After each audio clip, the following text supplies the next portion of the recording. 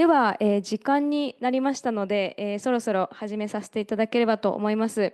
本日はお忙しい中、国際セミナー、米国における LNG 開発の影響と、日本の関わりに、ご参加いただきまして、本当にありがとうございます。私は本日の司会進行を務めさせていただきます FOE ジャパンの深草と申します。本日は最後までどうぞよろしくお願いします。気候危機、気候変動、気候危機が非常に深刻になる中でですね、世界は化石燃料からの脱却に向かって、進んでいます。これまで排出が、特に大きいと、言われて、きた、石炭火力からの脱却のみならずですね、すべての化石燃料からの、脱却ということが、国際的に、認知されるようになり、例えば日本も加盟するメンバーである G7 ですとか、気候変動の国連の会議であります COP といった場所でですね、化石燃料からの脱却ですとか、化石燃料事業への支援をやめるといった取り組みが出てきているところであります。また今日、米国の LNG がテーマとなっておりますが、米国では現在ですね、石油天然ガスの輸出というのが非常に大きくなっております。前バイデン政権はですね、LNG この液化天然ガスの輸出許可の一時停止というのを行いました。しかし、トランプ政権になりまして、この一時停止、許可への一時停止の撤回ですとか、また化石燃料開発の圧力というのがさらに強まっていることが非常に懸念されます。また日本国内でもですね、特に2024年昨年末から、今年の初めにかけて、エネルギー基本計画ですとか日本の気候変動対策目標である NDC といった重要なエネルギー気候変動に関する政策の議論が行われています。削減目標もまたエネルギーの計画もですね、なかなか気候危機やこのエネルギー危機に向き合うものになっていないと特に NGO は主張しているんですけれども、中でもですね、LNG この液化天然ガスというのがよりクリーンなエネルギーということで、化石燃料にもかかわらず推進されているということに強い懸念を持っています。本日はですね、ガス開発が進む米国、アメリカでですね、このガス開発がもたらす、影響について、市民の方、NGO の方に、お伺いしたいと思います。また、日本は、公的金融、国際協力銀行ですとか、日本貿易保険といった政府が100%、出資、する公的金融機関による LNG 液化天然ガス施設への支援というのが世界で最も大きくなっております。一方で先ほど申し上げた通り G7 ではですね、海外での化石燃料事業への公的支援を止めるということにコミットしているんですが、この約束もかかわらずですね、今でも巨額の公的資金が LNG に流れています。また会場にはですね2つの冊子をお配りしております。昨年一昨年ですね、FOE ジャパンでアメリカの LNG 開発の現場を時差いたしました。その時のですね資料と、また公的金融機関 JBIC によるガス投融資がもたらす地域社会と環境への損壊ということで、これはアメリカの案件のみならずですね、世界中で行われている LNG 投融資のケースを特に、コミュニティ、地域社会への影響、環境への影響というのに焦点を当ててまとめたものになりますので、ぜひこちらもご覧ください。この2つのレポートはオンラインウェブサイトでもご覧いただけますので、後ほどリンクをZoom でご参加の皆さんには共有をさせていただければと思います。はい、で、今日はですね、こちら、衆議院、議員会館の国際会議室で、行わせていただいておりますが、会場にはですね、衆議院議員の、阿久津幸彦議員、そして、岩渕友議員に、いらして、いただいております。でよろしければ一言を最初にいただきたいんですけれども、マイクを、運んでいただけますでしょうか。皆さんこんばんは。日本共産党参議院議員の岩渕友と言います。今日は皆さんから本当に生の実態を聞かせていただくということで勉強させていただくということで参加をさせていただきました。それで今本当に気候危機が命を脅かすほど深刻になっているもとで、そしてトランプ政権になって真っ先にパリ協定から離脱するというもとで、日本がどういうエネルギー政策を取っていくのかってことが世界からも厳しく問われる状況になっていると思います。先ほどお話もありましたけれども、今エネルギー基本計画時期の原案を議論しているという状況のもと、そして国連に、2月には NDC 提出するっていうことですけれども、石炭火力 G7 の中で唯一廃止期限決めていないと。で NDC も2035年に温室効果ガスの削減目標 60% ということで非常に世界から厳しく批判もされているわけですよね。でそうした元で、これまで FOE の皆さんたちととりわけアジアの中で日本がどういう役割を果たしているのかってことを現地の皆さんからもお話聞きながら国会で取り上げてきました。でどこでも石炭火力を輸出するだけにとどまらず、JBIC が貸し付けを行ったりネクシーが付保したりっていうことで、そういった皆さんから教えていただいた実態の中にはやっぱり住民の皆さんの命や暮らしを脅かすと、なりわいを奪う、環境を壊すっていうね、こんな事業に本当に日本がお金を出していいのかと、お墨付き与えていいのかって言われるような状況のものばかりだったんですよね。で今回のアメリカの LNG についても現地の皆さんからそういう実態たくさんお持ちだというふうに思いますので、そういった中身も聞きながら日本政府に対して厳しく迫るようなねふうにしていきたいなというふうにも思っています。今日はよろしくお願いいたします。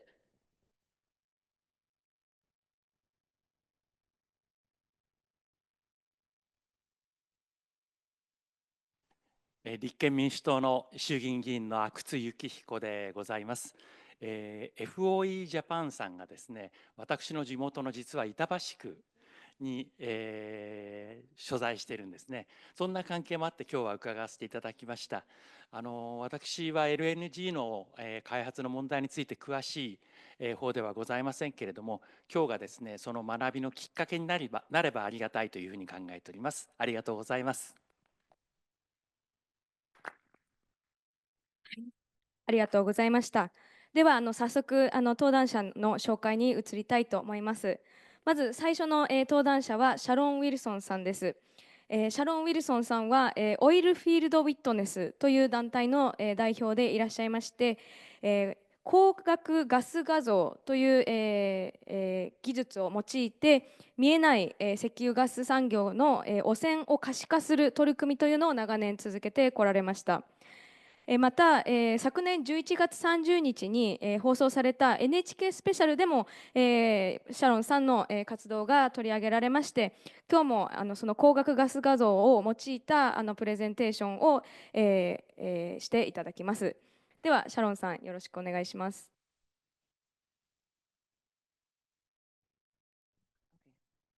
Konnichiwa.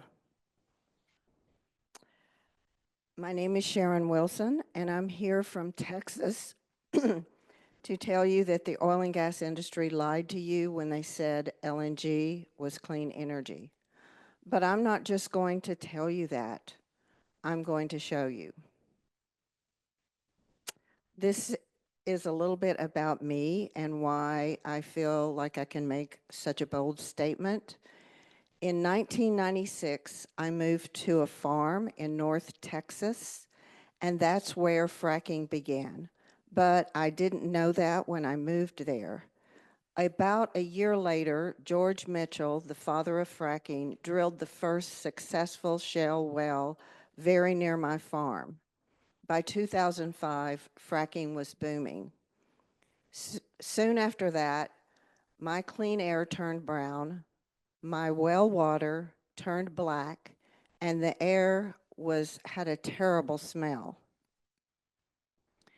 Years later, I learned about technology called optical gas imaging that reveals the invisible oil and gas pollution, the pollution they deny. In 2014, I was certified as an optical gas imaging thermographer. I've spent 28 years documenting oil and gas harms, and 11 of those years making the invisible pollution visible using optical gas imaging technology. This is how optical gas imaging works. Humans see in the rainbow portion of the light spectrum, and the technology picks up hydrocarbons as they absorb infrared in a very narrow band of the mid-range right here. When they absorb infrared, they appear opaque, and when looking through the camera lens, you can see the emissions. The instrument records oil and gas pollution in real time. People call it a camera, but the U.S. Federal Register calls it an instrument with an onboard camera. Every molecule of LNG starts with a hole in the ground. Everything between these green lines is part of what's required for LNG to get to your home or to the power plant. But this is a cartoon. Just like this is a cartoon of a cat. It's not realistic any more than this diagram is realistic. If it were real, there would be pollution blasting out at every single stage. So what's in this pollution? Part of it is methane, and I'll show you a video of how the camera works. This is Venture Global CP2. It's an LNG terminal in Cameron, Louisiana, and it's one that is financed by Japan. Methane is colorless, odorless, and invisible. It's a powerful greenhouse gas that traps heat. Methane has more than doubled since pre-industrial times. It has a short lifespan of 10 to 12 years, and that is the good news about methane. But the bad news is, pound for pound, it traps more than 100 times more heat than CO2 in the near term. And here's where the hope lies. Stopping methane will slow down and reduce the amount of warming. I want to point out the quote at the bottom. Because methane is so short-lived, on average, it degrades after a decade or so. Atmospheric levels could be restored to pre-industrial levels within our lifetime. If we just stop methane, this could happen. And that is a quote from Rob Jackson, a Stanford professor who has spent his career studying greenhouse gas pollution. Also in the pollution are VOCs, and those are volatile organic compounds. They make people sick. They predominantly they're predominantly released from crude oil and natural gas during extraction, processing, and transportation. They are colorless and invisible. Many have an offensive odor. They can seriously affect human health and the environment and contribute to ozone. There are hundreds of volatile organic compounds. I've listed 3. Benzene, a known carcinogen that is not safe at any level. Toluene harms the fetus, and hexane is a neurotoxin. Oil and gas production requires pollution. There are thousands of studies now, peer-reviewed studies, that link oil and gas to health harms. And here's two. Oil and gas air pollution is linked to babies born with low birth weight and is estimated to cause 7,500 premature deaths and 410,000 asthma exacerbations annually. Oilfield Witness analyzed the state air monitors in the Texas Permian Basin and found that residents are exposed to very high levels of benzene. Again, it's a known carcinogen. Hydrogen sulfide, which is a potentially deadly gas associated with oil and gas production, and sulfur dioxide. It creates health problems and causes acid rain. This is an OGI video of Sempra Cameron LNG in Louisiana. And again, Japan is a financer of this site. I want you to look at how clear the sky is with your bare eye. There's a new peer-reviewed study that came out recently, the greenhouse gas footprint of liquefied natural gas exported from the United States by Robert Howarth, a Cornell professor. When you add all the methane from the hole in the ground to the power plant, overall, the greenhouse gas footprint for LNG as a fuel source is 33% greater than that for coal. The conclusion is that the greenhouse gas footprint of liquefied natural gas is probably the worst of any fossil fuel. It's certainly worse than natural gas used domestically. The methane emissions associated with LNG are a substantial reason that methane is increasing in the atmosphere globally. And that is adding substantially to the climate crisis we find ourselves in. And Japan is a part of that problem. It's not clean, as you can see from the video.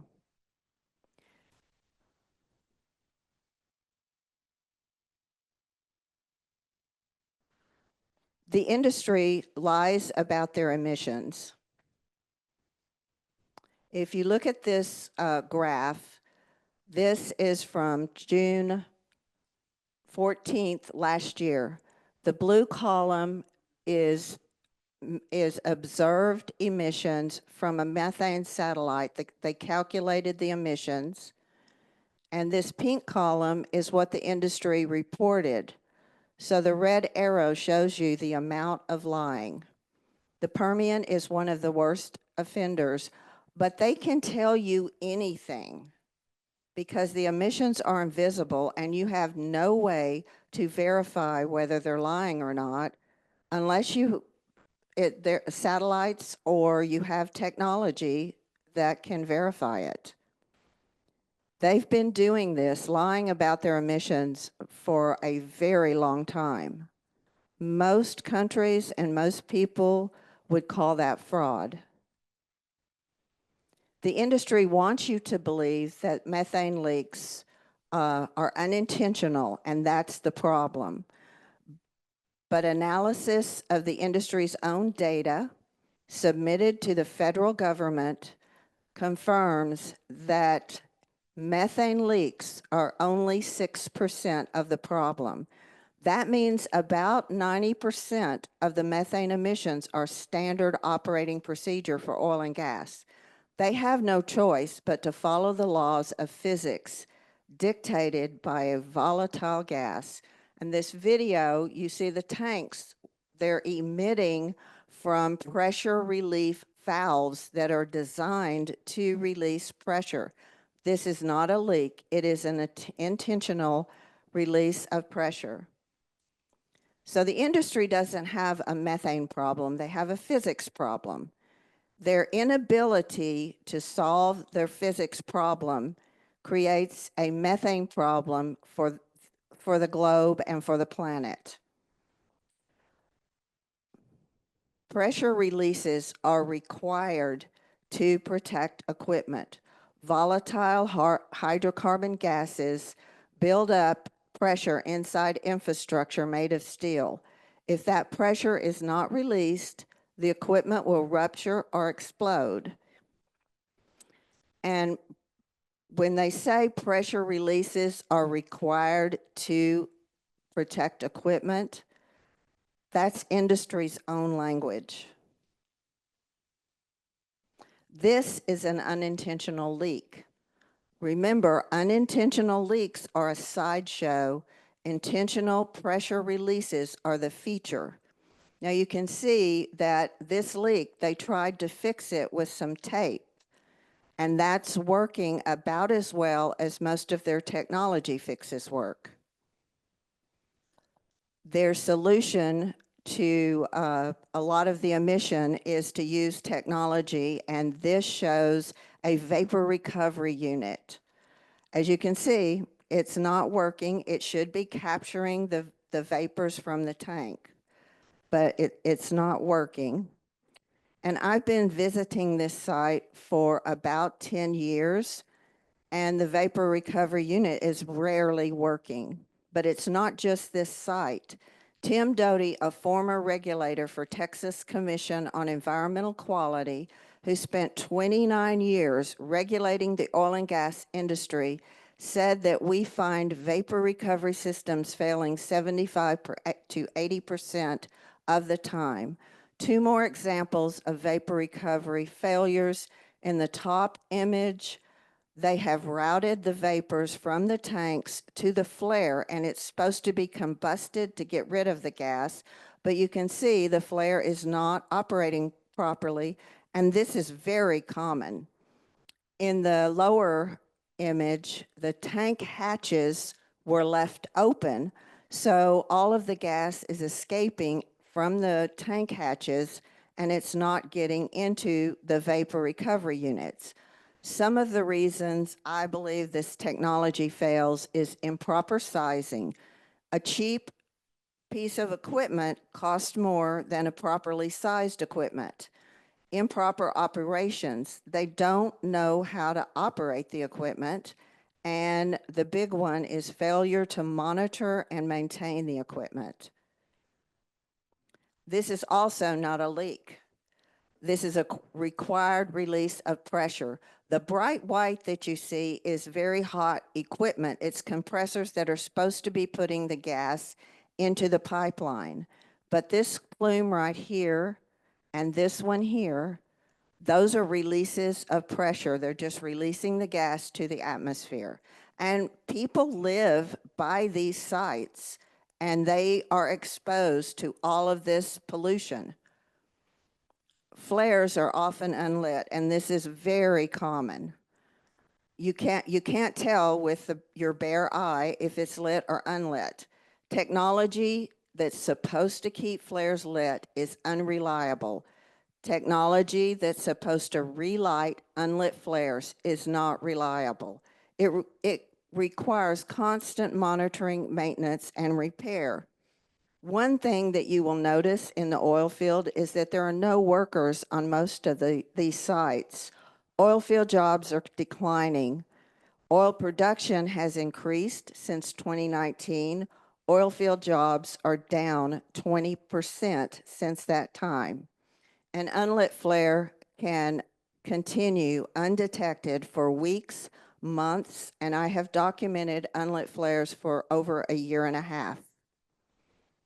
Unattended equipment, if it fails, it just releases methane until somebody realizes that it's not working. This is a compressor, and there was no one on site. There was no signage to identify the site and no emergency phone number to call. If a worker comes on the site, he may not know that this is a problem because he can't tell with his bare eye. These are blowdowns. That's intentionally using our atmosphere as a dump. They're supposed to report blowdowns to the state, but quite often they don't report them. They're invisible. Nobody knows it's happening. Blowdowns can happen for many reasons, including emergencies. They also happen if the site needs to shut down for repairs. They blow all the gas out into the atmosphere before they do the repair. And then when they start the plant up again, they blow a bunch of gas through the plant to make sure there's no oxygen in the system and to repressurize the system. But sometimes they just don't like the kind of gas it is. It doesn't meet their specs. And so they just blow it all out, all the gas in the pipeline in the system, they blow out and dump it into our atmosphere. This is a critical point. Most of this pollution is allowed by permit. Every oil and gas site gets a permit that allows tons of pollution. Emissions are not metered, so staying within permit levels is mostly voluntary. Now remember the slide I showed you with the amount of lying? That's where that comes in. When permit levels are exceeded, operators can use the affirmative defense. They can say, it was through no fault of our own. It was an unavoidable circumstance, and the exceedances are forgiven. They're not even counted. Okay, your 8th grader, no, your 8-year-old, not even 8th grader, your 8-year-old child can do this math. Tons of pollution plus tons of pollution plus tons of pollution does not equal methane reduction. It's not even clean when it's burned for energy. This image is a natural gas power plant, and you can see it's not clean. LNG is increasing permits. More drilling, more fracking, more processing plants, more compressor stations, more pipelines, more natural gas power plants, more suffering and more death. Oops. Okay, this is Total Energies, financed by Japan, is fracking in Arlington, Texas, right next to preschools. In 2011, I briefed NATO Parliamentary Assembly, and I did a really good job. When I was through, the senators stood up and they shouted, "We will never have fracking in our country." One of those senators was from France.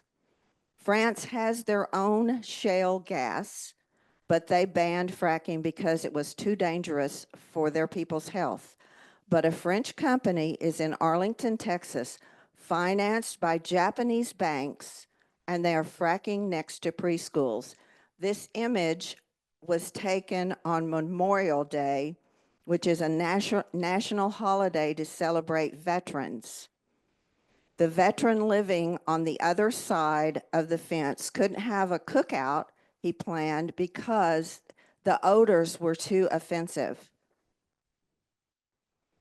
This is a summary of my presentation, but I'm not going to go through it. I just want to talk to you. We understand that Japan was lied to. The oil and gas industry has been lying to us all for 75 years. But now you know. So Maya Angelou said, do the best you can until you know better. Then when you know better, do better. We hope that Japan will do better. Now, the oil and gas lobbyist will tell you that I don't know what I'm talking about. I use the same technology they use. I've been certified with the same certification they have, but I've been certified 3 times.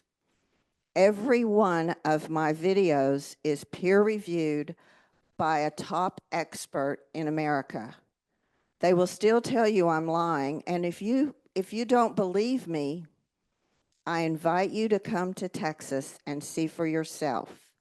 Come to Texas and see oil and gas through my lens. Arigato.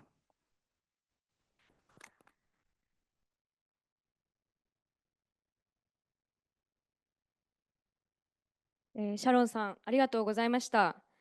石油ガス産業がですね、クリーンなエネルギーだと、移行のためのエネルギーだと、宣伝して、販売しているこの LNG がですね、生産の現場、採掘の現場ではこんなにもたくさんの排出を、多くの排出が、報告されてない排出もあると、伺いました。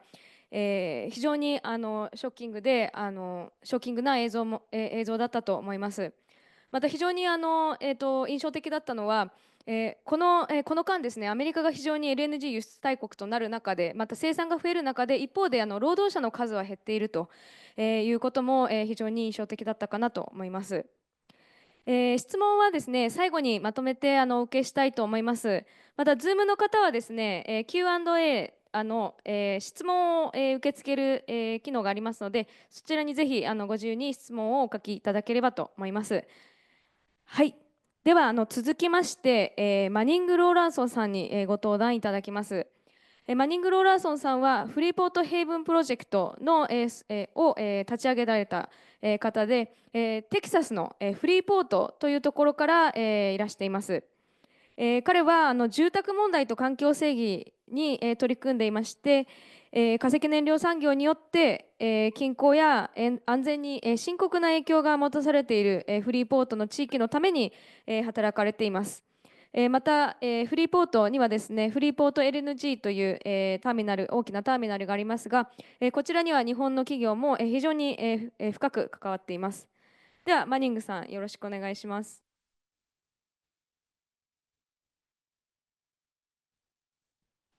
Good afternoon. Thank you for having me here today. I come from the city of Freeport, Texas, in the United States of America. I'm going to give you a little bit of the impact to the community.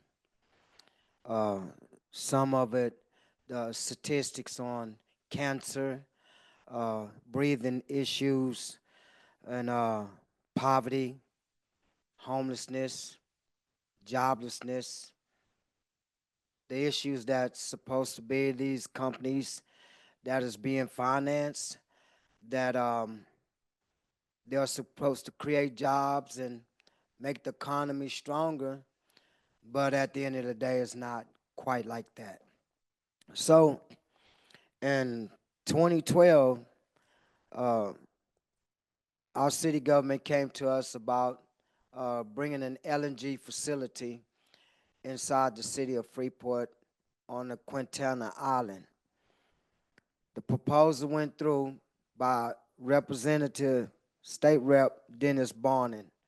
When he wrote the bill and did the eminent domain to start building Freeport LNG when they started building train 1, 2, and 3.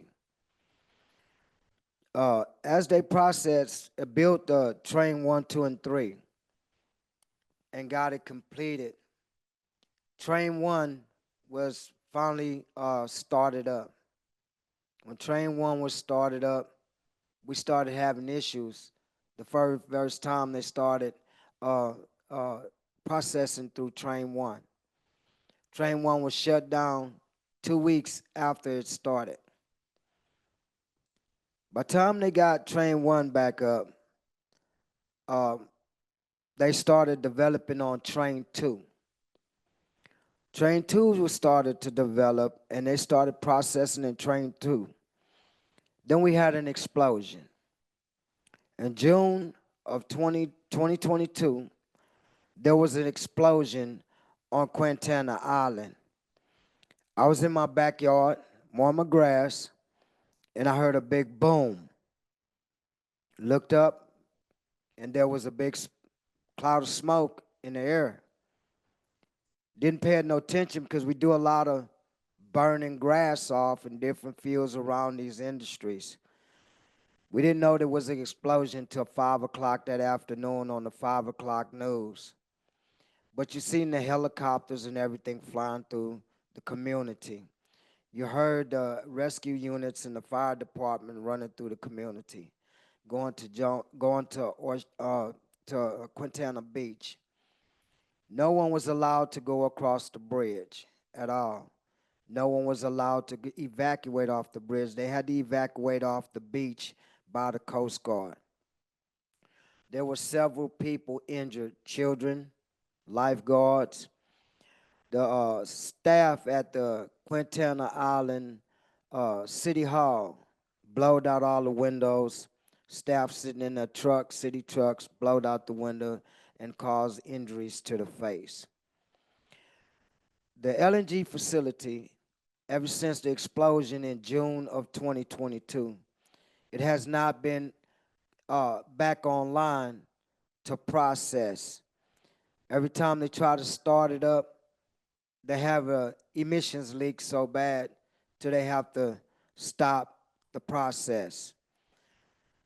It has been environmental dumping ever since June of 2022, and here in October of 2024, there were several massive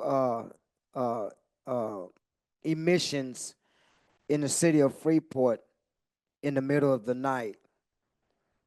They continuously have these emissions leaks in the middle of the night.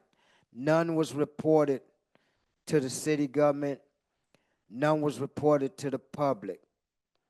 The CEO of the Freeport LNG, the day of the explosion, would not, I repeat, would not sound the care system, which is the warning system that there has been an explosion.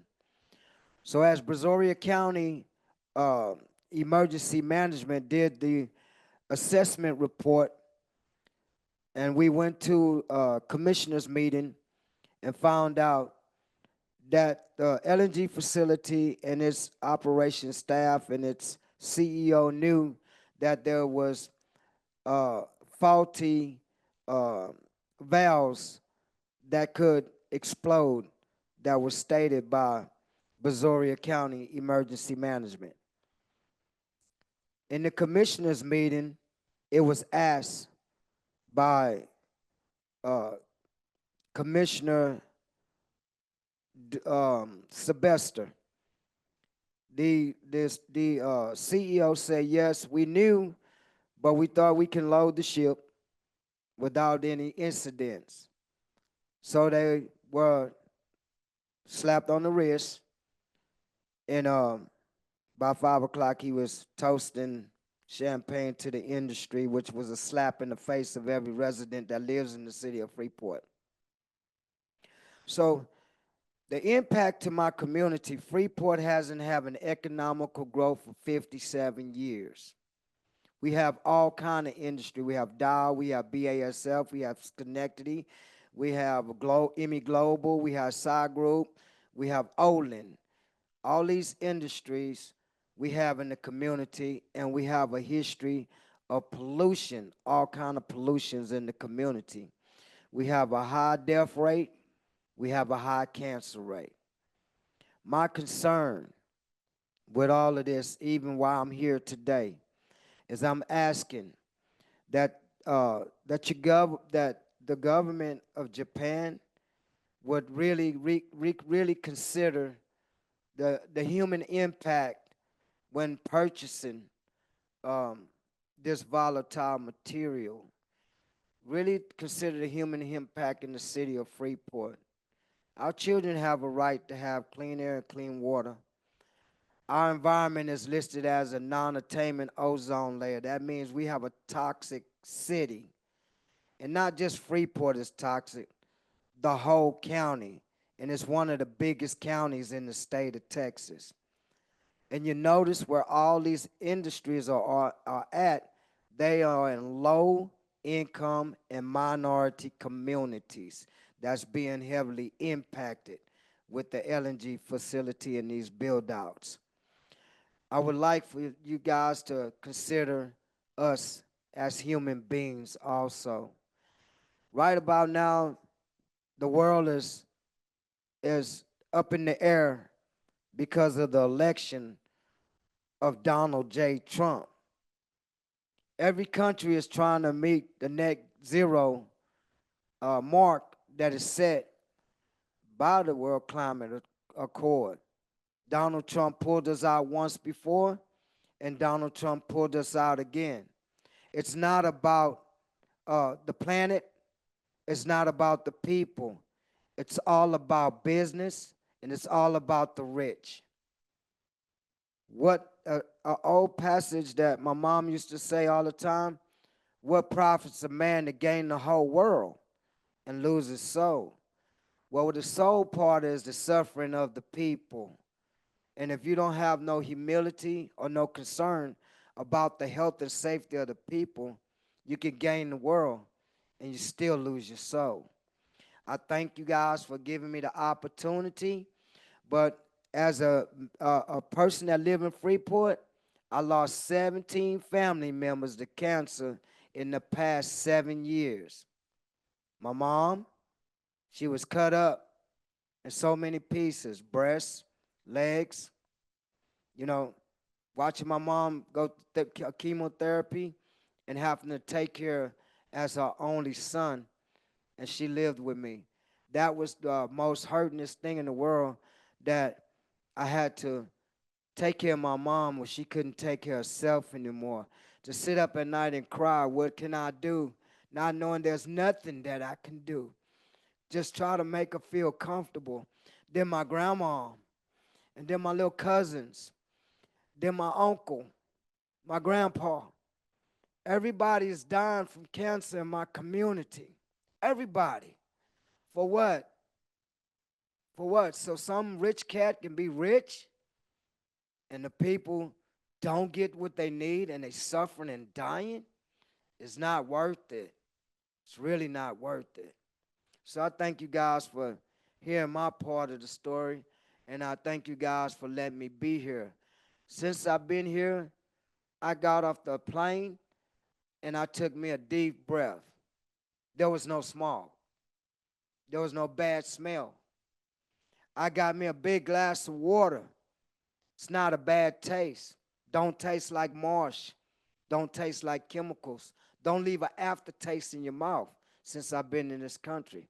I would like to invite you guys to the city of Freeport along the Gulf Coast, period, from the Permian Basin to Port Arthur, and come down and enjoy some of our water and some of our atmosphere. And then think about, do you want this in your community? Do you want this for your people? Do you want this for your children and your grandchildren? That's the key. Thank you very much. Arigato.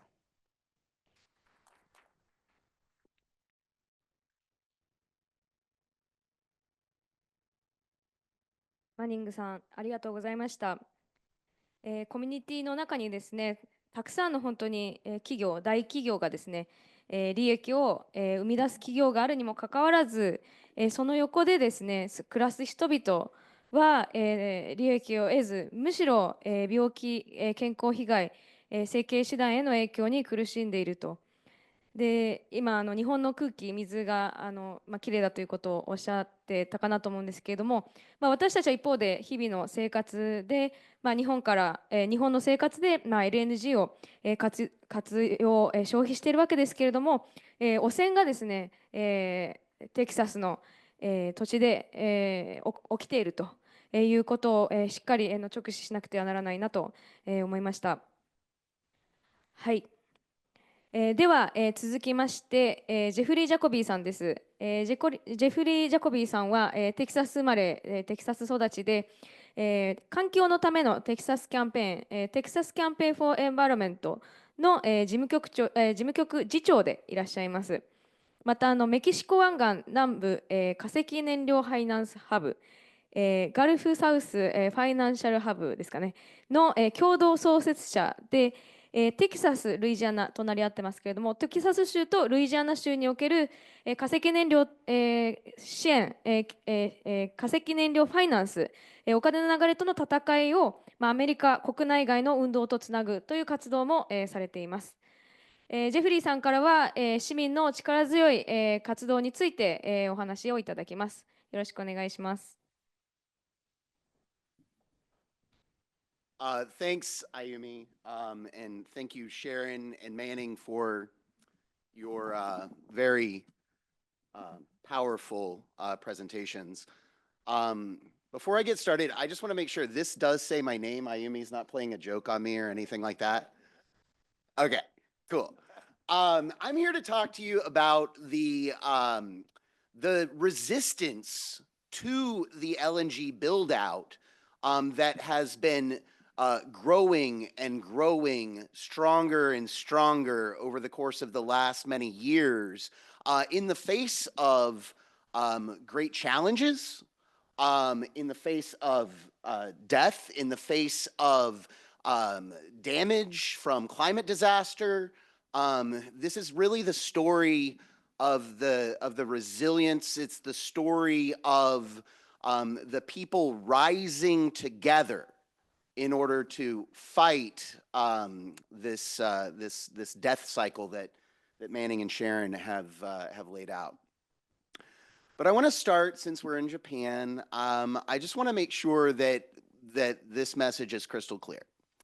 Funding and purchasing U.S. LNG equals funding environmental racism in the Gulf South. Environmental racism, as defined by Dr. Robert Bullard, who is known as the father of environmental justice, also, not only a professor, but also a member of the fight, also, until Donald Trump took office, a member of the White House Environmental Justice Advisory Council. We'll see what happens with that federal body over the course of the coming months and years. Funding and purchasing U.S. LNG equals a loss of livelihoods for Gulf South fishing communities. This is a quote from Southwest Louisiana. You saw Sharon's footage of the Calcasieu Pass LNG facility. The fishing communities who have relied on those waters for generations, are no longer able to make a living fishing and shrimping in those waters because LNG moved in.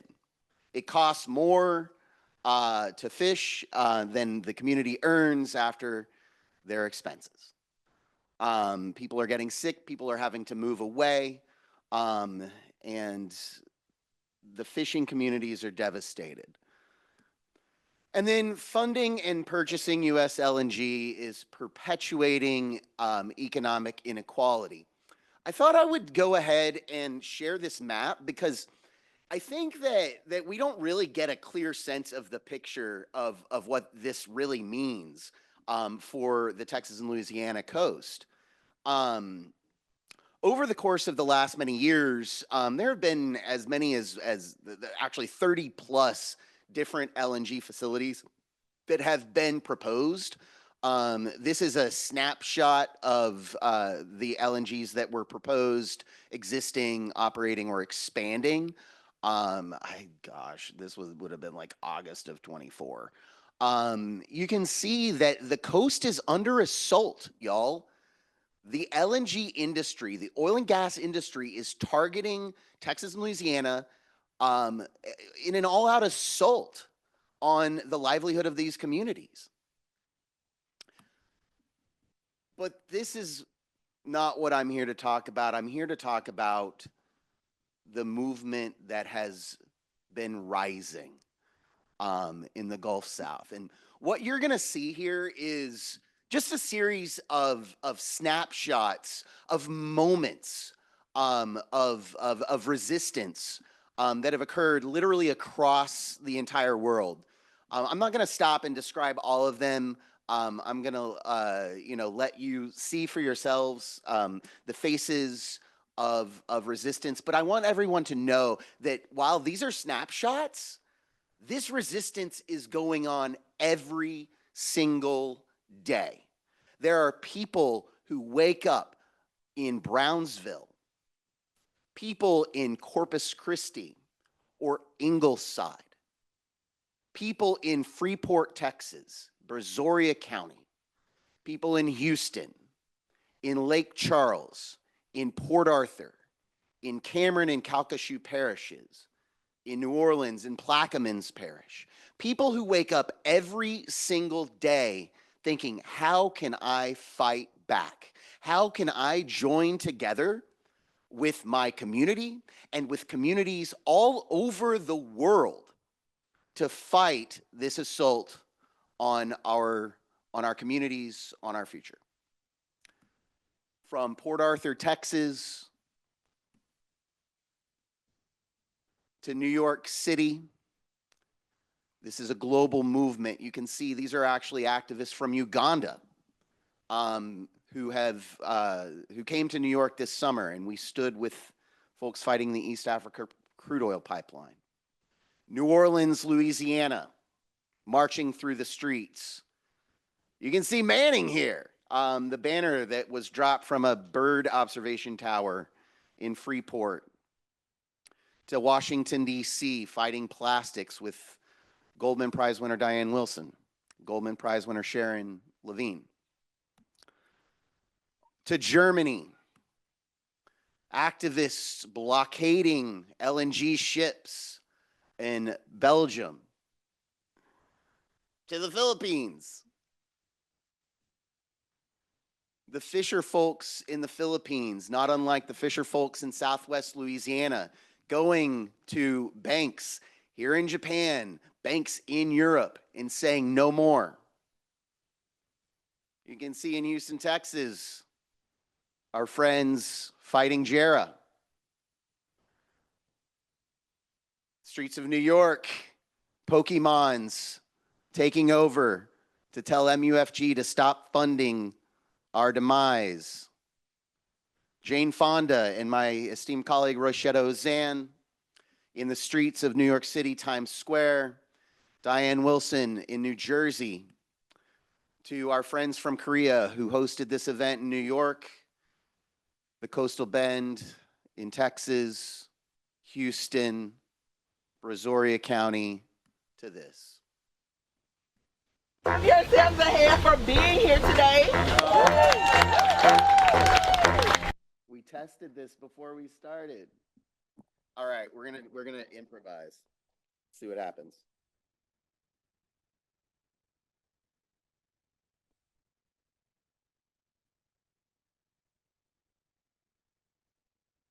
You can't take our money and kill us at the same time. That's right. We're not standing for it.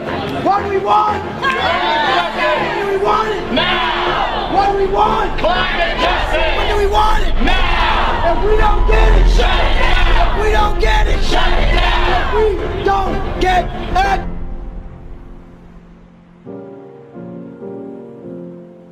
Like a lot of what we talked about today, the action is just planting seeds in other people who aren't involved with us right now. If they see us, they saw us today, maybe they'll see us again.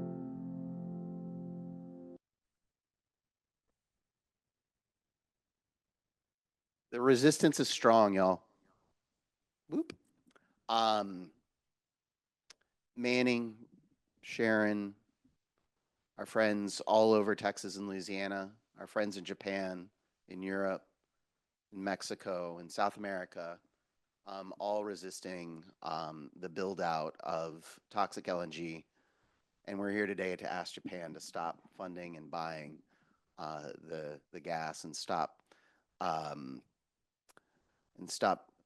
its efforts to get Southeast Asia addicted to gas infrastructure so that the communities all the way from Texas and Louisiana and beyond don't have to suffer. Thank you. はい、ジェフリーさん、非常に力強い、プレゼンテーション、お話ありがとうございました。そうですね、先ほど本当に人々の力強い、運動、写真や動画を、交えてお示しいただきましたが、途中で地図も出していただいたかと思うんですけれども、テキサス・ルイジアナの、周辺にですね、本当にたくさんの、LNG 案件がですね集中しているというのがそれもよく分かったかなと思います。でちょっと申し訳ないんですけれども今日お配りしている資料とあと Zoom で共有している、リンクで共有したジェフリーさんの資料がですね写真だけのバージョンになっておりましたので後ほど差し替えてまた日本語訳をつけたものを、皆さんとご共有したいと思いますね。ご了承ください。あともう一つ、事前にですね、今日の、セミナーですが、ロシェッタ・オゼーさんという方に、ご登壇をいただく予定でしたが、残念ながら諸事情により今回は来日が叶いませんでした。しかし彼女もですね動画ですとかまた今日お配りしているアメリカの、市民が語るこちらの、レポートにも出てきておりまして、本当に力強く運動もリードして、くださっている方です。彼女の活動にも敬意を表して今言及させていただきたいと思います。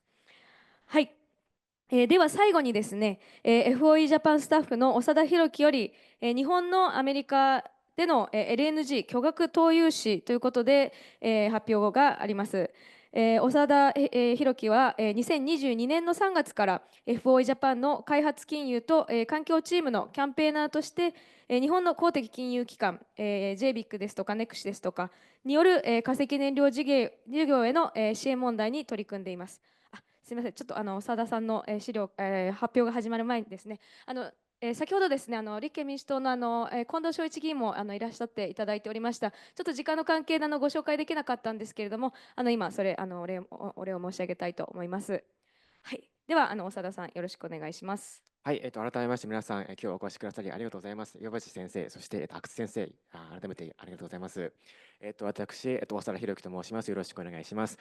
私からはですね、シャロンさんが話してくださったメタンの排出の問題、そして、マニーさんが話してくださった健康問題、そして、ジェフリーさんが話してくださった、市民運動の活発化、そういった話がなぜこの日本に関係があるのか、なぜ彼らがそもそも日本にいるのかということを、私どもの観点から、簡単にご紹介させていただきます。そもそもですね、日本の公的機関 JBIC はですね、アメリカだけではなくて、ね、世界中で LNG、液化天然ガスの事業を資金支援しております。アメリカだけでなく、この図にありますようにですね、カナダ、オーストラリア、東南アジアの国々、そしてモザンビークと世界中で事業を作っておりまして、2016年パリ協定が発行された年ですけれども、その2016年以降、JBIC は15カ国で26もの化石燃料事業に化石燃料ガス事業に投融資をしております。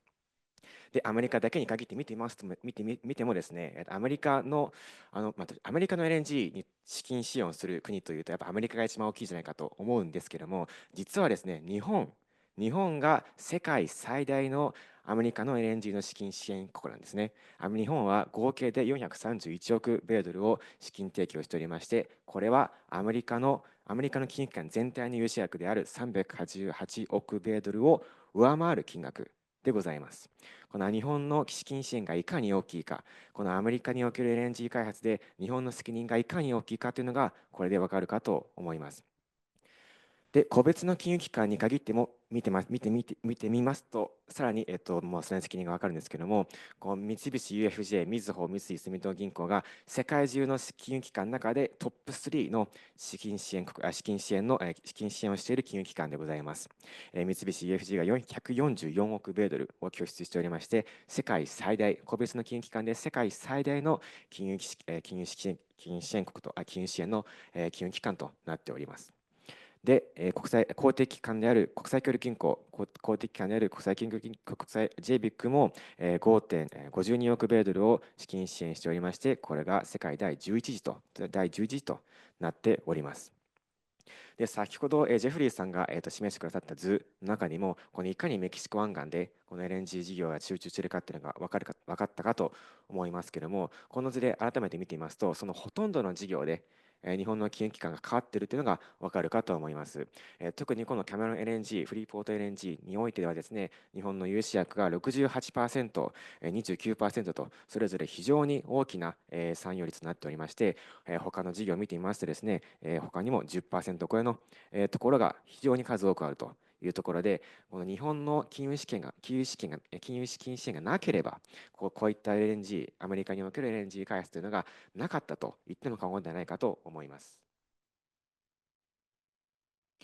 はい、個別の事業、特にキャメロン LNG とフリーポート LNG、特にこれ日本の支援が大きいので、ここを限って見ていますけれども、キャメロン LNG、具体的にどこが関わっているかといいますと、三菱商事、日本郵船、三井物産が出資者として関わっております。で、この出資者に加えて、この融資をする金融機関として、日本の JBIC、これが個別では世界最大の、キャメロン LNG に対しては世界最大の金融機関となっておりまして、三菱 UFJ をはじめとした3メガバンクも資金支援をしております。この JBIC をはじめとした協調融資、この協調融資に対して日本貿易保険、また別の日本の公的金融機関が保険を提供しております。で、このキャメロン LNG から日本の企業各社であるJERA、関西電力、東方ガス、東京ガス、東北電力、丸紅といった企業がここからガスを買っております。で、このキャメロン LNG、この気候変動をさらに悪化する問題だけでなくですね、先ほど皆さんが話されているように、漏出問題、漏出事故も発生していて、そこからさまざまな有害な物質が出ております。メタンだけでなく、揮発性有機化合物、そして発がん性物質があるベンゼン、こういった有害物質がこのキャメロン LNG から排出されております。で、この州の規制当局、ルイジアナ州にありますが、このルイジアナ州の規制当局は、キャメロン LNG が大気汚染許可を違反したと、それに結論付けております。で、このフリーポート LNG を見てみますとですね、ここでも日本の資金支援というのがいかに大きいのかが分かるかと思います。ここではJERA、そして大阪ガス、そして最近 JPEX が入りましたが、こういった企業が出資者として入っていまして、ここで有識機関として同じく JBIC、三菱 UFJ、住友みずほといった企業が入っておりますと。ここにまた NEXI が、協調融資に対して NEXI が保険を提供しております。オフテーカーがここでも大阪ガスとして、ジェフリーさんが指摘していたJERAも関わっております。このマニンさんがこのフリーポート LNG から来ておりますが、このフリーポート LNG で先ほども話されていたように、この爆破事故がありました。この爆破事故で8ヶ月間の操業停止がありまして、この事故ではすでにもうこの調査結果として90人のスタッフの不足があったと判明しております。それでですね、この LNG 事業に関してはですね、この CO2 の排出だけでなくて、このメタンの排出が非常に重要となっておりまして、このライフサイクルの LNG のLNG ターミナルからのライフサイクルの排出量というのが非常に重要となっております。特にこの上流、つまりガスを採掘する段階でのメタン排出量、これが非常に大きいので、ここを勘案すると非常に大きな温室効果ガス排出量となるわけなんですけれども、特にキャメロン LNG に関しては年間で1億500万トンの CO2 分を出しておりまして、これはなんと石炭火力に置き換えると28基分となります。でフリーポート LNG に関しては年間で1億2200万トン出しておりまして、これは石炭火力発電所の32基分となっております。で、これちょっと大きくて分かりにくいんですけれども、日本全体の年間温室効果ガス排出量に置き換えると、なんとこのフリーポート LNG、キャメロン LNG 年間排出量を合計すると、これは日本年間分の 19.6%、日本の年間の温室効果排出量の約5分の1を占める量を出しているというケースになります。このフリーポート、キャメロンだけでもいかに大きな温室効果ガス排出量があるかというのがこれで分かるかと思います。私ども FOE ジャパンはですね、かねてからこういった LNG の問題点というのを仕切っておりまして、一昨年はですね、私どもがですね、実際現地に赴いて、さまざまな方々と話を聞いて、実際日本の LNG 資金支援によってどんな影響が起こっているかというのを、話を聞いてきております。今回皆さんにお配りしており、このブリーフィングはですね、この現地調査の成果でもあります。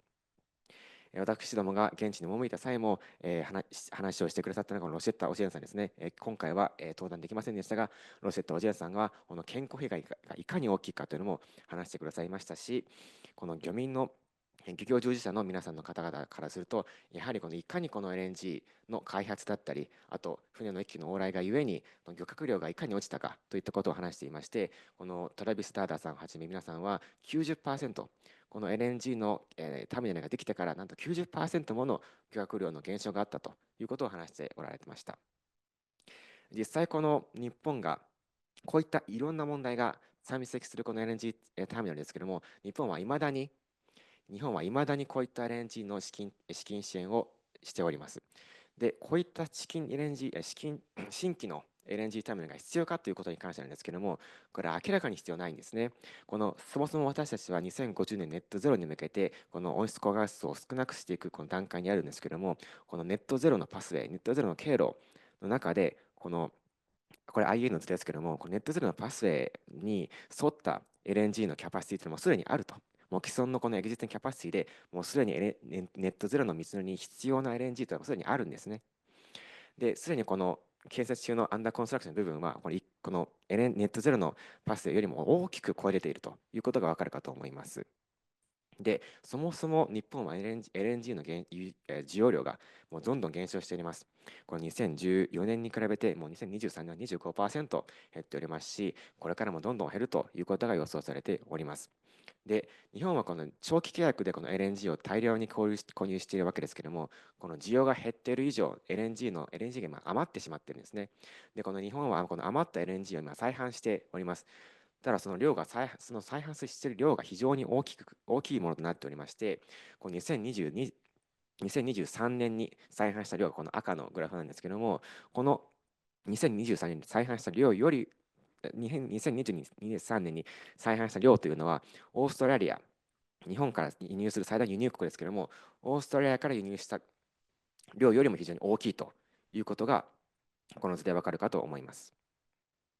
こういったことからも分かるように、日本にとって新規の LNG は必要ないんですね。で、なおかつ、この売った LNG というのは、売った LNG に日本は損をしているんですね。この長期契約で買った LNG というのは石油に紐づいた価格なんですけども、この改めて売る価格というのはスポット価格でございますが、この今、スポット価格が非常に下がっていると。それぐらいに、この再販する価格は、再販した価格というのは、買った価格より少ないんですね。低いんですね。つまり、この再販によって損をしているということになります。この経済的な観点から見ても、この気候変動の観点から見ても、そして需要の観点から見ても、新規の LNG というのは必要ないというのが分かるかと思います。で、昨今ではですね、このデータセンターがあるから最近は需要が増えるんだ。だから LNG が必要だという議論もありますが、この図を見るとそうじゃないところが分かるかと思います。というのも、このトラフィック量、計算量が増えてもですね、エネルギー消費量というのは歴史的に増えてないと。で、これはこれからも変わらないということが言われておりまして、このデータセンターによって起こる計算量の増加というのが、実は LNG の需要につながらないのではないかというのも分かるかと思います。で、最後にですね、最近これ、アジア、インベスターズグループオブクライメットチェンジというところから出たレポートなんですけども、この日本がこうやって LNG に資金支援したり、この活原料からの脱却というのを遅らせているがゆえに、この気候変動というのがもう今でも非常に悪化しているわけですけれども、日本でもですね、実際、昨今にはこの米の価格が上昇していまして、消費者、日本の国民に対して非常に大きな家計の負担を強いています。で、この米の不足というのもやっぱり気候変動、特にその日経の記事ではこの熱波が原因というところもありましたが、もう本当に今国民の生活に非常に大きな悪影響というのをすでにもたらしていますと。で、この現在の NDC、現在の非常に不十分な、日本を含め世界全体の排出削減目標ではですね、このように非常に多くの損失があるということが分かるかと思います。これは日本の1人当たりの国内総所得への影響なんですけれども、2030年時点で17万円、この報告書は非常に保守的な為替の計算して17万円なんですけれども、17万円もの損失が出ると言われておりまして、2050年にはなんと60万円近くの、1人当たり60万円近くの損失があるということが指摘されております。で、さらに、ネットゼロシナリオと、今の不十分な NDC のシナリオを比べてみますと、GDP 全体にも非常に大きな損失があると。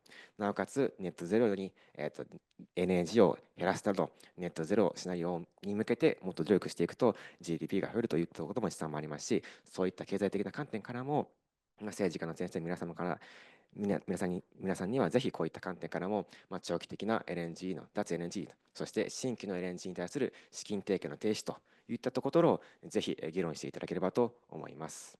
私からは以上です。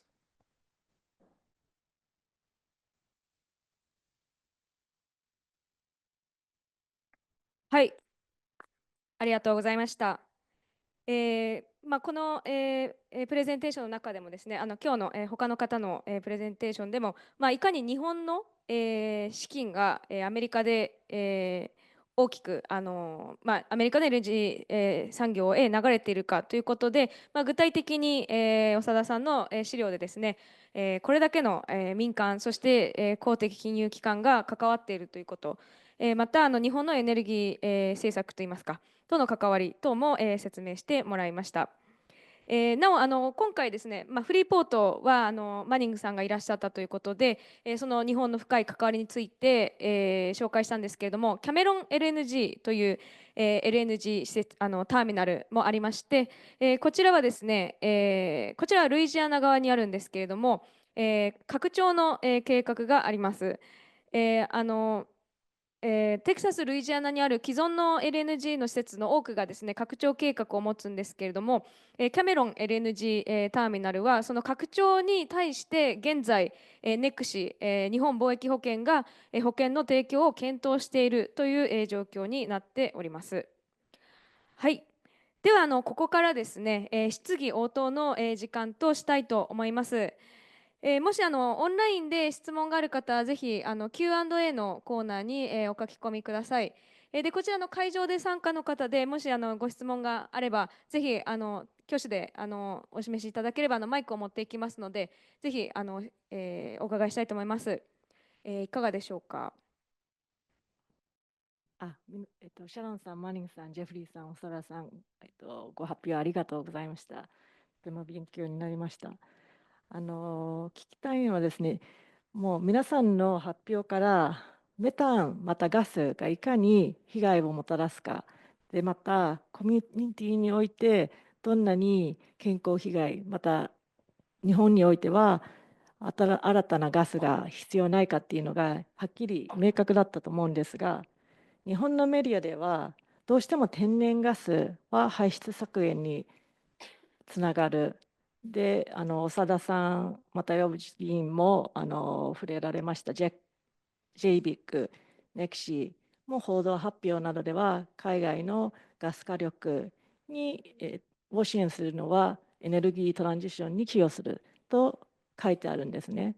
こんなにガスが汚いっていうのが分かっているのに、それが日本国内ではなかなか報道でも分かりませんし、一般の方も分かっていないです。で、さらに昨日の報道によりますと、石破首相は今度トランプ大統領と会う際にガスに関する合意を新たに求める、ガス外交、資源外交というように報道されていますが、このように使われているガスに対して、アメリカではどのように一般の方はとらわれているのか、このような被害をもたらしていることを皆さんご存知なのか、それがもしそうであれば、ちょっとヒントをいただきたいんですね。日本でもそれが伝わるようにどうしたらよいと思うか、皆さんのお考えを聞かせてください。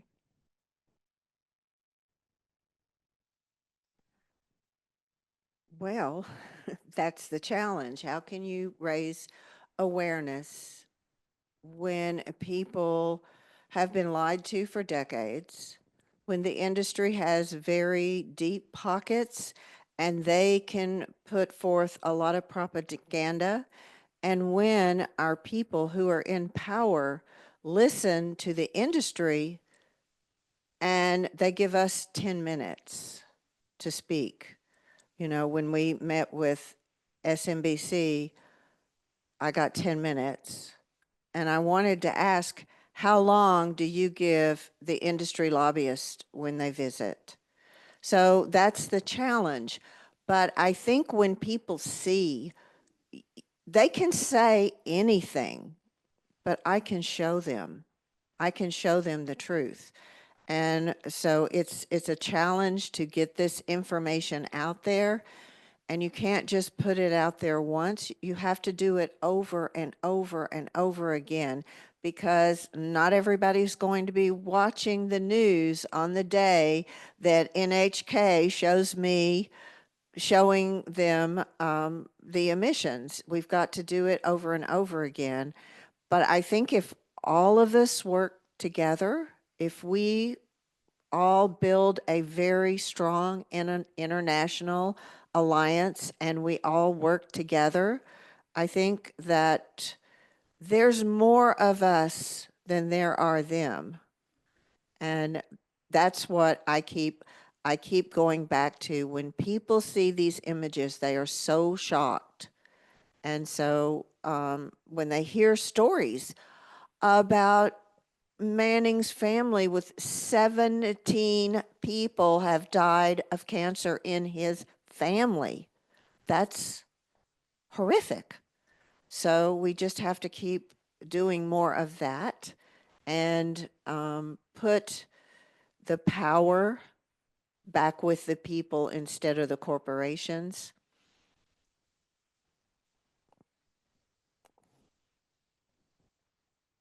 Thank you. So let's talk about Donald Trump and the Prime Minister visiting with Donald Trump. We all know that Donald Trump, when it comes to money, it doesn't matter about the health impact to nobody. All Donald Trump wants is money. That's it. You can see the turmoil in America right now. You can see what's going on in America. Donald Trump attacking every program, everything that will try to fix the climate or fix the health of the people or fix our economy. Donald Trump is attacking everything. For a man that say he want to make America great again, how he's making America great again when America is sick? He's not making America great again. All he's doing is making his pockets great again. That's it. That's the bottom line and the pickle in the barrel. Donald Trump does not care about the climate or the American people. Donald Trump cares about himself. I'm a citizen of America. And it's just the pure facts. But when it comes to your prime minister, he should know Donald Trump showed who he was to the world. And to go make a deal with the devil will bite you at the end of the day. Just like it affects the American people, it will affect the Japanese people. And it will affect the global economy. It's not about righteousness. It's not about us. It's all about money and domination. That's all it's about. So to think that Donald Trump gonna make it agreements, all he cares about is, yeah, let's drill, baby, let's drill, let's sell this, let's do this. But when it comes to the impact of blowing up in the community or growing an economical base in those communities where these facilities are at, we don't have an economy. My city looked like trash. I'm going to just say it straight up. It looked like trash to have so many industries that's trillions of dollars. It looked like trash. Just like the financing from JERA and all these big banks for these industries. Why do we, the people, have to pay tax abatements to abate these billion-dollar companies? Give them tax breaks when we don't have streets, we don't have homes, we don't have sidewalks, we don't have good drinking water, and our air is toxic. We need education for our children, books.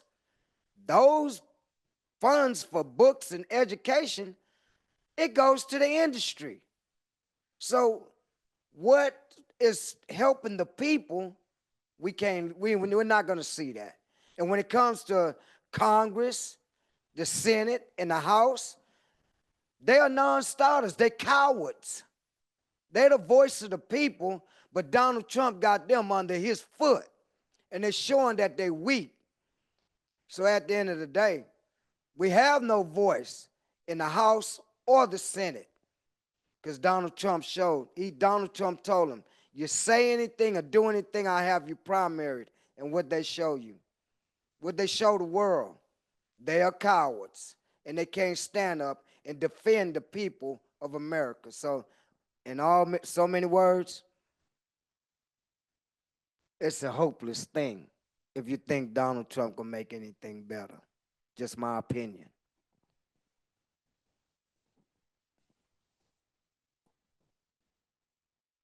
Yeah, what Manning said.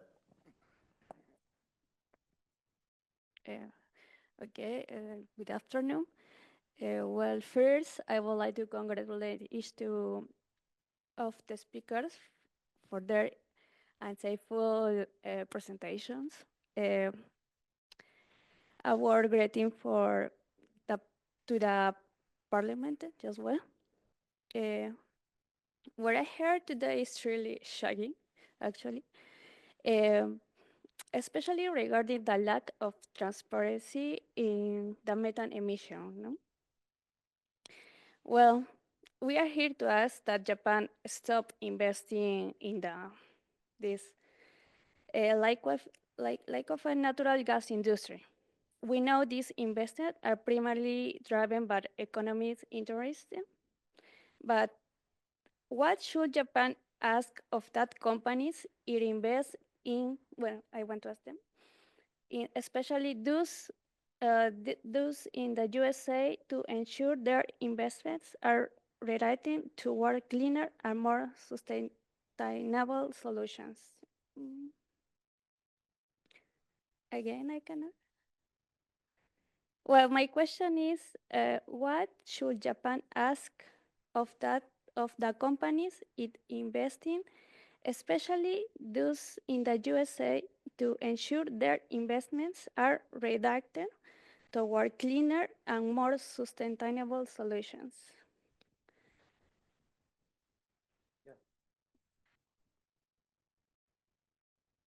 Okay.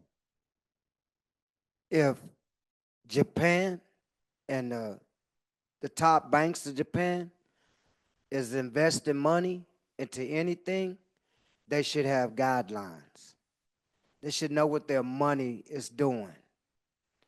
They should have, say, well, if it's gonna toxically poison the neighborhood, then you need to fix that. Let's find some solutions to how we can stop the bleeding of the chemicals in the atmosphere and in the water. There should be stipulations, because you know what about America? One thing about America, if they're gonna give you some money, there's sure gonna be some stipulations on it. So why don't these banks and these investors, why don't they have stipulations when it comes to America processing this? My concern is, why is it being processed in my backyard in the first place? That's my concern. So if it's being processed in somebody else's backyard, instead of looking like you the fault for killing my kids and my grandparents in my community, you should put some restrictions on your dollars. Say, hey, you can't, we're not gonna invest till we see this happen, till we see net zero starting to happen. Still, you start trying to do something about the climate. Then we can invest. But if you're not gonna do anything like this, you're gonna remove restrictions, then we're not gonna put our dollars into that, because it makes you just as well culpable to what they're doing. That means you agree to it. Okay. I think trying to get the companies to do better is good. But if you ask the LNG terminal in Manny's neighborhood, we want you to do better, what is that really saying? We're going to poison you less, so it takes you longer to suffer and die? We need to stop that way of thinking. You can't make this better enough. I don't know what it is about we have to stop burning fossil fuels or we won't survive that people don't understand. The answer is not trying to make it better. I mean, sure, let's make it better, but let's get rid of it. we have the technology we need to have clean, renewable energy. We can have clean air. We can have clean water. This is the first time in a really long time I have turned on the tap and put water in this bottle from the tap. This is the first time I've put unfiltered water in this bottle. I can go outside and take a deep breath, and I feel really good about it here. We can't do that there. So let's make them do better and, you know, and just have less poison, but still have poison. That's not really the answer. Let's just get rid of it.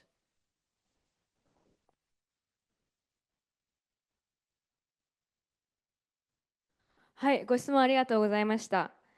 オンラインで一つコメントが来てますので、紹介したいと思います。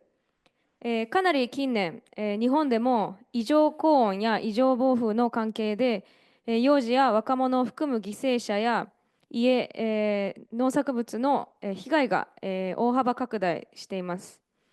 他に、新人消防署員らは真夏の炎天下での労働をしているところ、猛暑で何人か倒れてしまい、救助が困難になっております。それでもいつになったら化石関連企業を撤退するのでしょうかというコメントをいただきました。ありがとうございます。他にご質問ありますでしょうか。コメントでも構いませんけども、いかがでしょうか。はい、お願いします。今日は大変有用なお話ありがとうございました。ご質問としては非常にナイーブな質問になってしまって申し訳ないんですけれども、例えばキャメロン LNG というプロジェクトについて言うと、これは採掘現場なんですか、それとも積み出し港なんですか、それともこれは発電所があるんですか。こちらのプロジェクトあるいは事業と、グリーンハウスのグリーンハウス効果ガスのエミッションの比較なんかでも、比較対象は、火力発電所ですよね。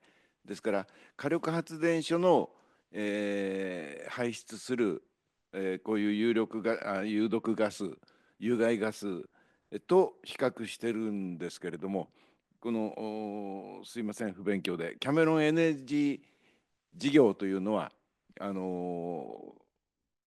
発電所なのか、ドリリングのサイトなのか、あるいは積み出し港なのか、そこをちょっと教えていただけますか。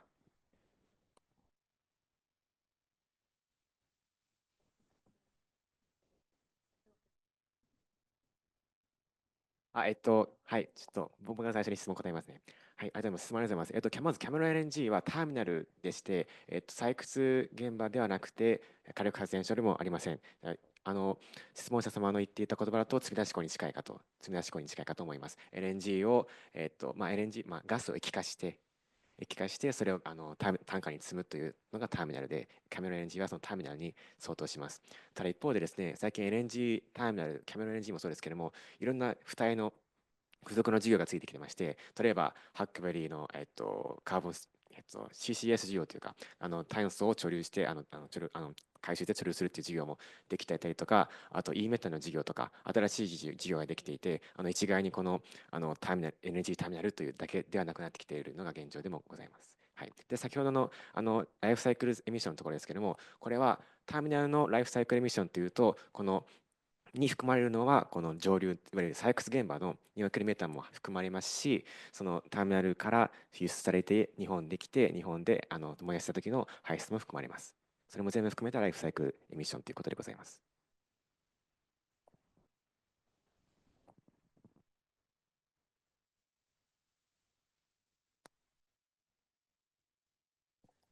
I'm not sure I understood your question. I thought you wanted to know the whole process, which I think is a great question, because it doesn't just happen at the LNG terminal where they liquefy the gas.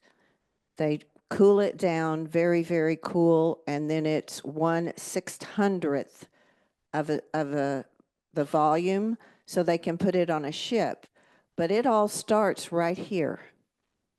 They drill a deep hole down into the ground, and that's where all the pollution starts coming up. They tap into the shale gas, and then they put it in a pipeline. They do processing. The liquids and the gas all come up together. So they have to separate all that out. And the liquids go down here to the refinery, and the gas will go to a processing plant, and then it goes through pipelines, and it goes through compressor stations. You saw the compressor that had the bright white heat and all the pollution coming out. There are those all along the way, many, many miles of pipelines. You know how big Texas is. All the way from one side of Texas, all the way to the other side.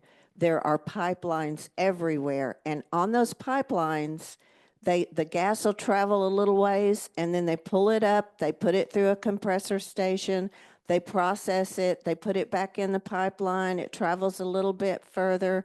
They do that over and over and over again to keep the gas moving. But at every single stage, there is tremendous pollution.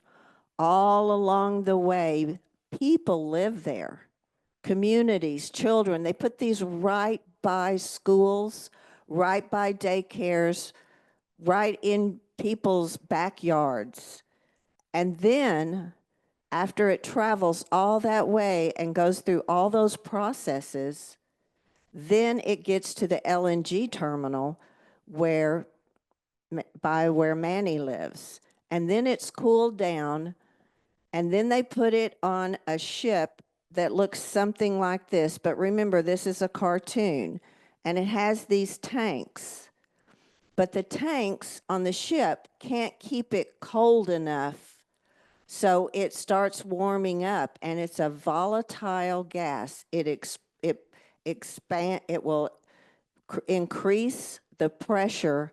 And so if you looked through my camera at one of these ships going across the ocean, it's releasing methane all the way. And then it gets to the regasification plant. And I want to look at one of those. I haven't looked at those yet, but I showed you what a power plant looks like. Tremendous pollution everywhere. Even when it comes into your home and you cook with it, you are breathing pollutions. Does that help? Thank you very much. はい、ご質問ありがとうございました。他にご質問やコメントありますか？もう一つ。どうぞ。先ほど見せていただいた光学画像の、スライドとか、ビデオですね。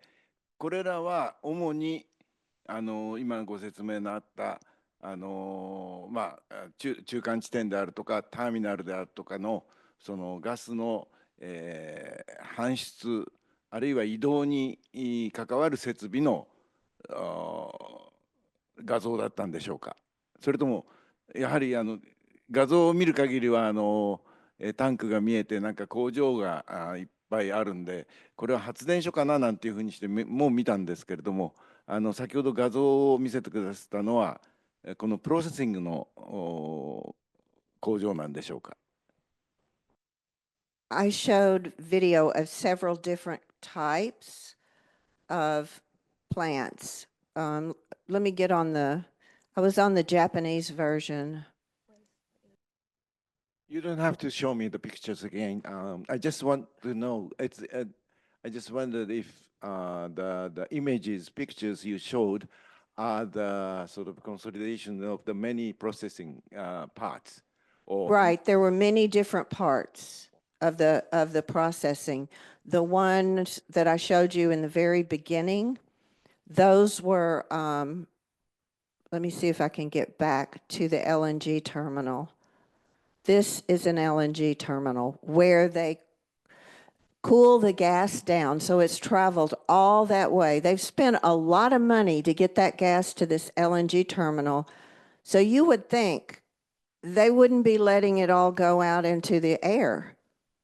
but you can see they are, because where you see all of the movement all around there, that's all gas moving in the atmosphere. So this part is an LNG terminal. But some of the other videos I showed you were all different processes along the way. One just a small, rather personal interest question. I'm sure you know the two different types of the LNG carriers in the world, membrane type and mold type. Are you familiar with these types of the carriers? The LNG ships. And if you use that camera, I'm sure you will see the difference between these two types of the LNG carrying ships. And membrane type may be emitting more, and the mold type, which is the sort of completely sealed pressure vessel. So that should be less emitting the harmful gas. Is that correct? Now, I'm not an expert on the vessels for the tankers. What I know is it's a volatile gas, and unless they can keep it constantly cooled, it's going to increase pressure and they will have to release it. I'm not an expert either, but I know people who are, and I'm happy to refer you to them. If you'll check out an organization called Say No to LNG. These are the sort of global experts on LNG shipping, and we'll have a wealth of information that would be useful to satiate your thank curiosity. you very much. My question is just raised from the impact I received from the pictures, and I'm attracted by the efficiency of that pictures. That's a very clear evidence, and thank you very much. はい、ありがとうございます。ありがとうございました。では、質問どうぞ。Thank you all for the very powerful, wonderful presentations. I have one question, maybe this is kind of off-putting, about the fact that many LNG facilities and build-outs are, I think I can say, targeting low-income minority communities. And I wanted to ask if there is any certain geographical factors or characteristics in sites that LNG facilities are built that there need to be filled. And also, I want you guys to share your insights on what caused these kind of environmental racism actions.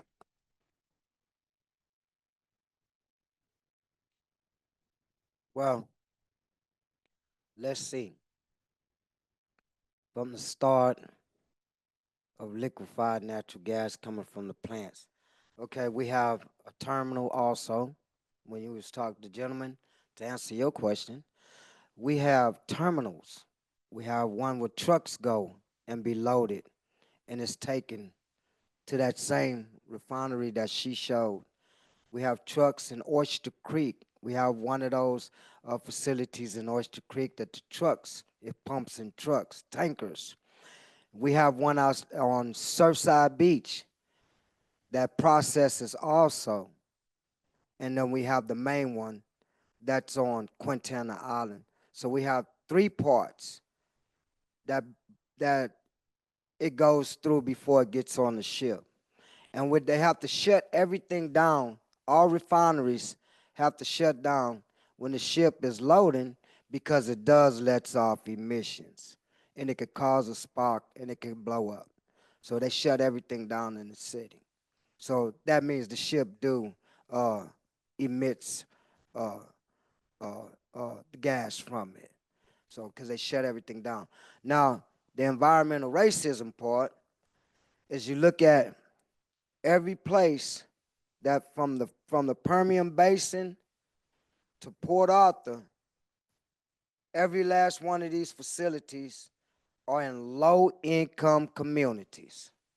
They are in cities that's under the federal poverty level. So it's an impact to the poor. Plus, we are paying the taxes to build them, to invade them for 25 years or more. The taxpayers pay for this. And it's not showing a return on the dollar of what we have to invest. It's not like we want to. It's like our government itself, our city government and our county government, they put these taxes on our property. So our property would be, the value would be inflated. So these projects could be paid for. So what's happening is, say for instance, my community, it hasn't had development in quite a bit of years. So when LNG started being built, our community still are not showing a return on the dollar. There's more poverty. We have a lack of homes. There haven't been homes built in the city of Freeport in about 30 years. Brand new homes, brand new communities. Freeport has been on the decline in population since 1979. No growth at all. And the reason why is because these communities have governments, because they are strapped communities and poor communities, that the governmental body that's supposed to be overseeing this, they would accept these projects because the cities are poor. And we have no growth. We have more, like I repeated the first time, we have more sickness and death and more poverty, but we have no growth. So actually these facilities are not helping the communities that they're in.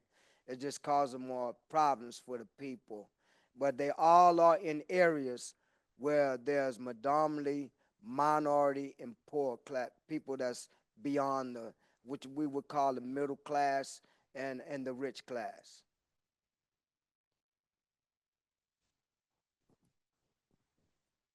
I started organizing against oil and gas in about 2000, so 24 years ago. And fracking does not discriminate. They don't care who lives where. They don't care. They're gonna they drill where they want to drill, whether it's in a wealthy family or another neighborhood. The other infrastructure that goes with it, yeah, they're going to put that where the poor people are. But people who work 2 jobs and they have children and they're trying to take care of their children and they're worn out, how are they going to go to these meetings you have to go to? You have to go to meetings over and over and over again. They don't have the internet. They don't have computers. They can't organize with people all in the area because they are beaten down. And so it's easy to put a compressor station in their neighborhood. You go to a wealthy community like Flower Mound, Texas, and those people are going to fight back. They are going to turn out a bunch of people. They're going to call their lawmakers, their representatives, because they can afford to fight back. But the people like in Manny's area, they can't fight back.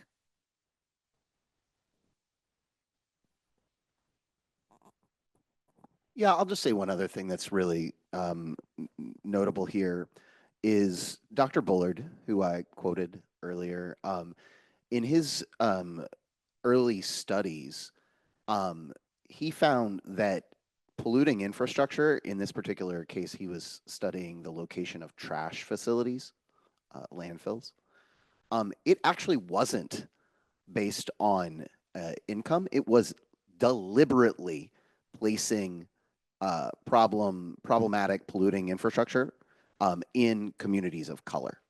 And that was one of the animating aspects of his findings that led him to coin the phrase environmental racism. And so, you know, it's not just about like what Sharon says, which is absolutely real, you know. It's also about the ugly history in the United States of racism, and in particular, we see that manifest with the location of this polluting infrastructure. So just something to note, that it has played out and it has been studied, and according to Dr. Bullard, has been proven that this is the way that these corporations operate and governments operate.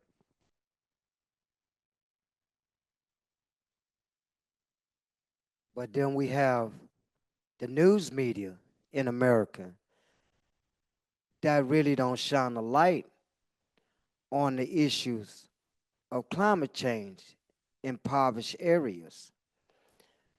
I think for the last 2 years with Mr.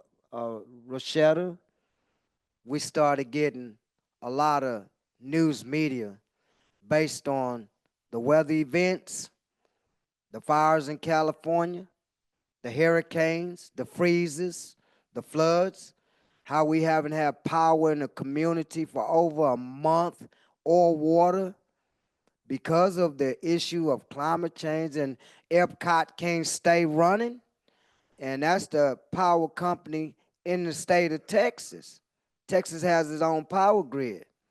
So the problem is that the weather events is getting stronger, and these things are not in Pearland. They're not in the Sugar Land. They're not in the areas where your high earners live at. They're not in those areas. They're in the areas where the poor people are, the rural areas, the country areas, the farmer areas, the cattleman areas. That's where they're at. They're not where the $5 or $6 million homes are at. They're where the poor communities at. And when it comes to representation, as I stated once before, the representation is the problem. Because all they want to do is put these industries in there and make the corporate CEOs happy. That's it. But the people are the one that's going to continuously feel the effects of global climate change. And it's been repeated since 1968. When they first talked about catalytic converters on cars, because they was talking about the pollution from vehicles, the emissions from gas. This been many, many years that this been talked about climate change. This just didn't start happening. This been talked about when I was a little boy, and we did nothing about it. And now the chickens come home to roost, because you're seeing it all over the world. Flooding in places here, fires in places here. It's too hot to bear to go outside. You got 200 and 300 degrees in the daytime in the shade. If we don't change, the planet gonna burn up. Look at California. This is not the first fire this year. California been burning every year. Look at Hawaii, burnt to the ground. This is climate change. And we can sit here and deny as much as we want to and sit back and want to get rich and be greedy, but the earth is letting you know it's going to get worse. And we're talking about the debt that we'll leave on our children. The debt is going to continue to climb. There's no way we're going to be able to stop the debt when we watch cities like California burn. When we watch states like Texas, when a hurricane comes, it wipes out the community. And they come back and we rebuild. And the next year, it wipes it out again. It's not going to change till we change. And it's always in the poor areas. Thank you. Thank you so much. ありがとうございます。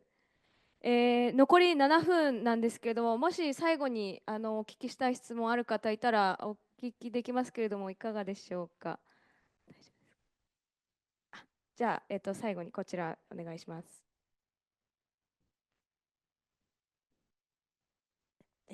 Thank you so much. Thank you so much for the powerful presentations and sharing about the impacts to your families, the emissions that you're visualizing for us. That's so critical, and the context and the opposition. So right now, as has been mentioned, Prime Minister Shiba is discussing with officials and I'm sure the fossil fuel industry here about what sort of deal he should try to make with President Trump when he goes to the US. And I wanted to ask, how would you respond? What do you want Prime Minister Shiba to know as he travels to the US? はい、ありがとうございます。どなたかご回答しますか。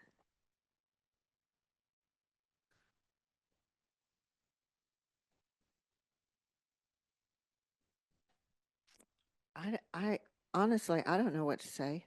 Why would anybody want to make a deal with Donald Trump? He's, 34 felonies. Why would anybody?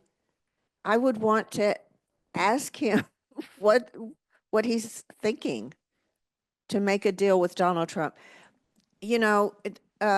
I keep hearing about Japan wants energy security.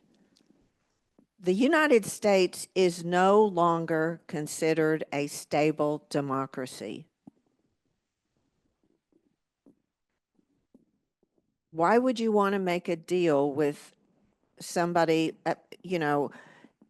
and pretend it's for energy security when there is no security in America right now?